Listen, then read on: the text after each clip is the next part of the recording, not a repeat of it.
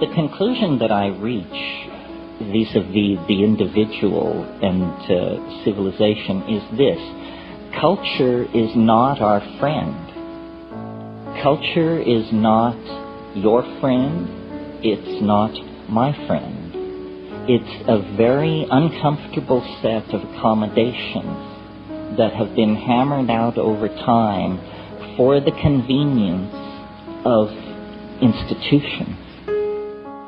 A young man gets his first dose of the news that culture is not his friend when told that he's going to be given an air ticket and some training and sent to an exotic country to kill its inhabitants in the name of some political ideal.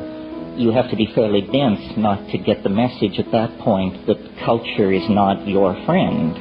It is using you for its purposes. You would never dream of doing what it now proposes as the only conceivably right and righteous course of action. Well, that's, a black and white, a stark and enormous example of what I'm talking about. But I think every day, in thousands of ways, we betray our impulses toward wholeness, toward community, toward freedom, toward the spirit by genuflecting to cultural values that are squirrely or toxic or simply wrong-headed or obsolete. Culture is not your friend. It's an illusion. What kind of an illusion is it? And this sort of leads on to the other thing I've come to. It's a childish illusion, is the kind of illusion it is. Recently I had a physical examination with my doctor, and after it was all over, he leaned back in his chair and he said, well, most people your age in the 19th century were dead. Yes, quite true. People live a great deal longer in the 20th century. And consequently, I think part of what drives alienation is, culture is like being taken in a crap game.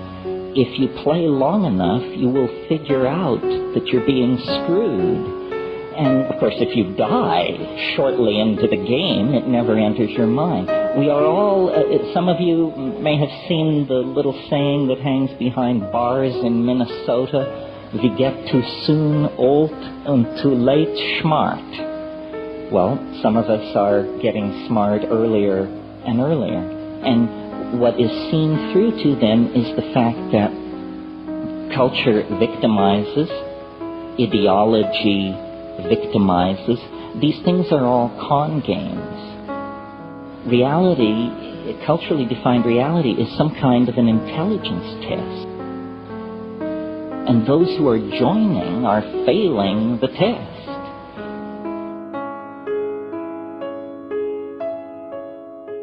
Term which just simply means we have to stop consuming our culture.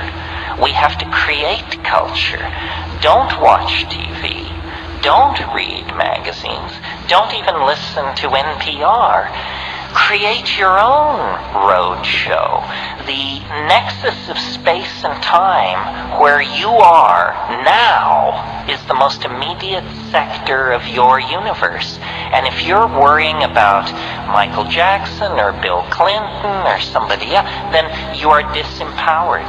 You're giving it all away to icons which are maintained by an electronic media, so that you want to dress like X or have lips like Y or something. This is shit-brained, this kind of thinking.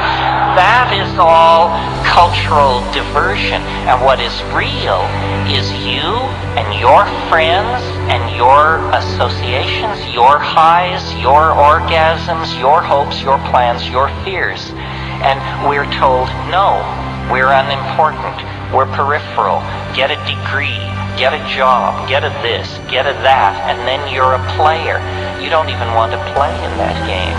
You want to reclaim your mind and get it out of the hands of the cultural engineers who want to turn you into a half-baked moron consuming all this trash that's being manufactured out of the bones of a dying world. Where is that at?